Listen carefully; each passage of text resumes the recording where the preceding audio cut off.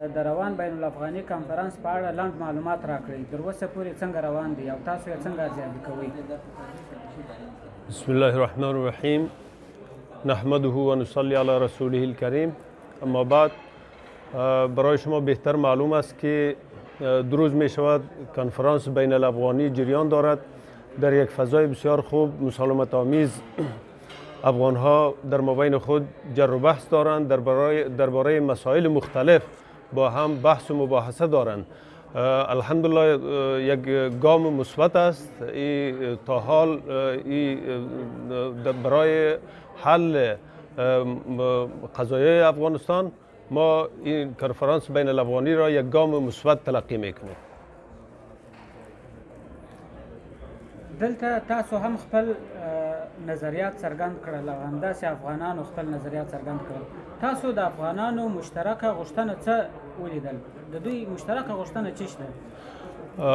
برای شما بهتر معلوم است که یک مطالبه مشترک همه افغانایی است که باید نیروهای خارجی از افغانستان برآید و افغانها، اکثریت قاطع افغان ها، بلکه همه افغان ها را آدم میتونیم بگوییم که مسلمان هستند، همه خواهان یک نظام اسلامی در افغانستان هستند.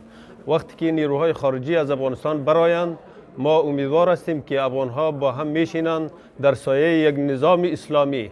همه اختلافاتی که در مابین افغان ها جریان دارد، انشالله از طریق مذاکره و مفاهمه همه مشکلات خود را حل و در یک فضای مسالمت آمیز با هم زندگی میکنند. د دې تاسو نور غونډې هم مخکې کړې دي. د دې غونډې او د مخکنیو غونډو چې تاسو په روسیه کې څو مقرر ورکړي دي او نور ځایونه مو کړي، د دې او د هغه ترمنځ توپیر څه دی؟ البته هر یکی از اجتماعاتی که در ممالک مختلف صورت گرفته است، همه گام های مثبت برای حل قضایای افغانستان گفته میتونیم ما شما. یک فرقی که در اینجا وجود دارد، یک اندازه تنوع زیادتر است در این اجتماع. په دغه غونډه کې ځینې حکومتي چارواکي هم ګډون لري چې دا اول ځل دی. آیا دا موږ د مذاکراتو پیل بللی سو د افغان طرف سره، د افغان حکومت سره؟ البته این یک کنفرانس بین المللی، کنفرانس بین الافغانی است. این مذاکرات نیست قطعا.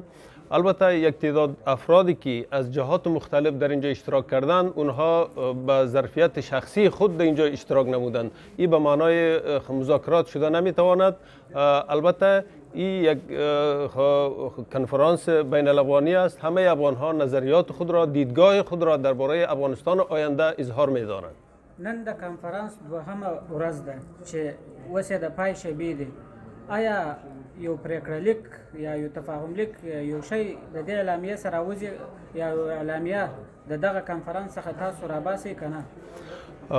برایتان بهتر معلوم است که ما در اینجا از امروز صبح تا حال با هم نشسته هستیم و کوشش داریم که ما یک قطعنامه، اگر با هم اتفاق شویم، ما کوشش داریم که اولا یک قطعنامه داشته باشیم درباره مشترکاتی که در مابین ماست و اگر در قطعنامه اتفاق نشدیم، در آن صورت یک اعلامیه انشالله خواهیم داشت.